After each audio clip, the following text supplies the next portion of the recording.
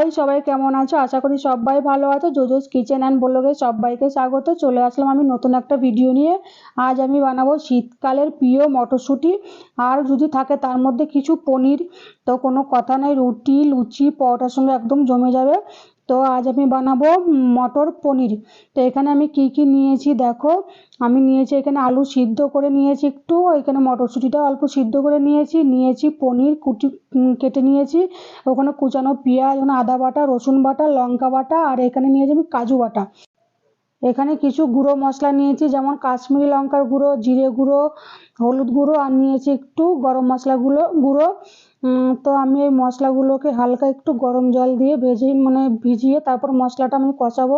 এখন না, যখন দেবো তখন, কারণ এটা গুঁড়ো দিলে পরে হালকা পুড়ে যেতে পারে, তার জন্য আমি একটু জলের মধ্যে ভিজিয়ে দিচ্ছি।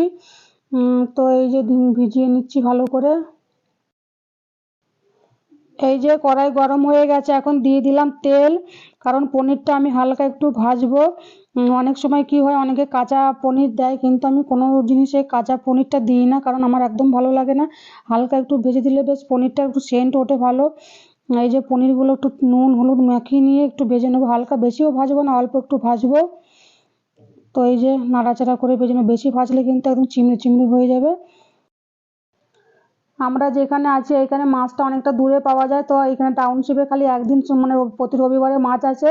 তো আমি এর আগে অনেক ভিডিওতেই বলেছি, তো এখানে মাছটা খুব কম নিয়ে আসার জন্য আমাদের পনিরটা খুব নিয়ে আসা হয়। আর পনির এখানে আমাদের একদিন বাদ বা কোনো সময় হয়তো প্রতিদিনই বানানো হচ্ছে। আগে কি হতো, সপ্তাহে একদিন কিংবা দুদিন বানানো হতো, এখন কি হয় প্রতিদিনই প্রায় বানানো হয়। তো পনিরটা আমাদের সবারই ভালো খায়।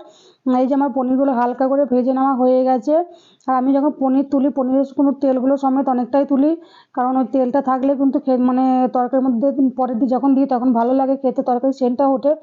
এই যে আলু আর মটরটা আমি হালকা একটু ভেজে নেবো। প্রথমে আলুটা একটু ভেজে নিচ্ছি। এই তো আলুটা হালকা ভাজা হয়ে গেছে, এরপর দিলাম মটরশুঁটিগুলো দিয়ে আর একটু ভালো করে ভেজে নেবো। এরকম করে ভেজে নিলে কিন্তু যে মটরশুঁটির একটা যে কাঁচা গন্ধ, ওই জিনিসটা থাকে না, চলে যায়। আমি কিন্তু বেশি তেল দিই না, এখানে অল্প তেল দিয়ে মটরশুঁটিগুলো ভেজে নিচ্ছি।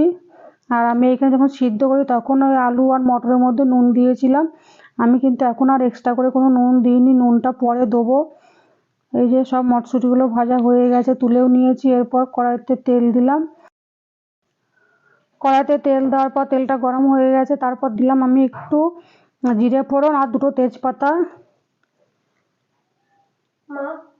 তারপর দিলাম এই যে কুচিয়ে রাখা পেঁয়াজটা কিন্তু আমি বেশি দিইনি, অল্প পেঁয়াজই দিয়েছি। এই যে পেঁয়াজটা হালকা একটু নাড়াচাড়া করে নিচ্ছি।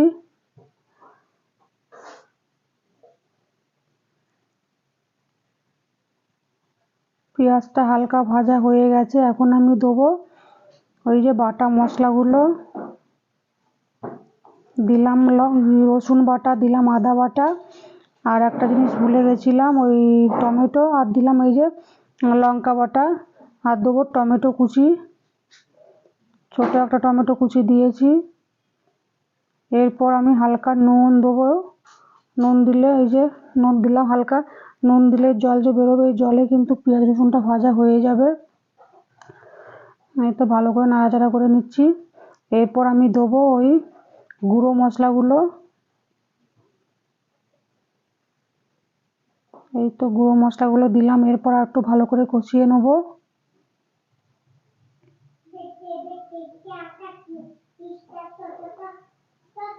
প্লেট দেওয়া জলটাও দিলাম।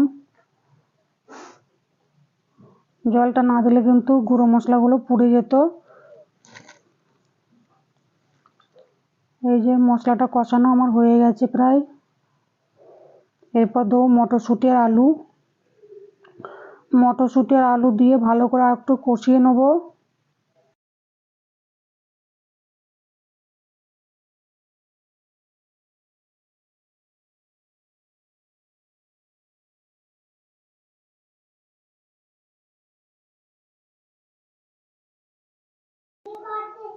এক মিনিট আলু মটর আর মশলার সঙ্গে ভালো করে কষিয়ে দিলাম আমি কাজু বাটাটা কিন্তু আগে দিইনি, আগে দিলে কিন্তু কাজু বাটার যে একটা টেস্ট সেটাই চলে যাবে।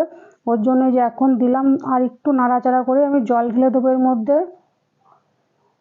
এই যে নিচে একটু হালকা লেগে লেগে যাচ্ছিল, অল্প জল দিলাম তার জন্য।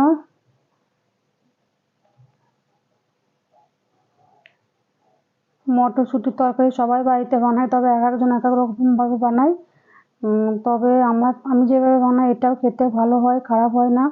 এই যে ভালো করে কষানোর পর আমি দিলাম জল। জল আমি পরিমাণ মতো দিয়েছি, মানে হালকা একটু গ্রেভি গ্রেভি হবে, বেশি ঝোল হবে না বা শুকনো হবে না একদম। এই যে ভালো করে নাড়াচাড়া করে নিচ্ছি। কালারটা কিন্তু খুব ভালো হয়েছে। ওই যে কাশ্মীরি লঙ্কার গুঁড়ো দিয়েছিলাম, ওর জন্য পুরো লাল লাল কালার হয়েছে, এখানে তো হলুদ হলুদ দেখা যাচ্ছে।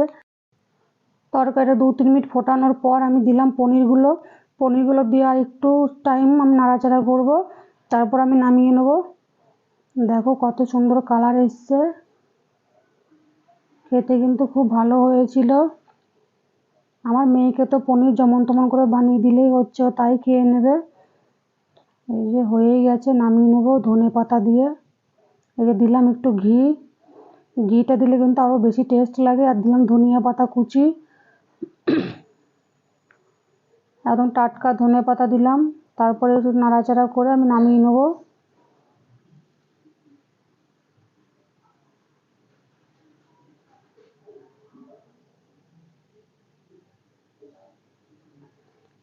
এই যে হয়ে গেছে, এখন নামিয়ে নিলাম। এই তো এই যে মটর পনিরের রেসিপিটি দেখতে কতটা সুন্দর হয়েছে, খেতে কিন্তু খুব ভালো হয়েছিল। তোমরা কমেন্ট বক্সে আমাকে জানাবে দেখতে কেমন হয়েছে। তো এরকম তরকারির সঙ্গে কিন্তু লুচিটাই বেশি ভালো লাগে, আমরা লুচি দিয়েই খেয়েছিলাম। তো আমার ভিডিওটি যদি ভালো লাগে একটা লাইক দেবে, সাবস্ক্রাইব করার অনুরোধ রইল। ফিরবো অন্য কোনো একটা ভিডিও নিয়ে, সবাই ভালো থাকবে, বাই।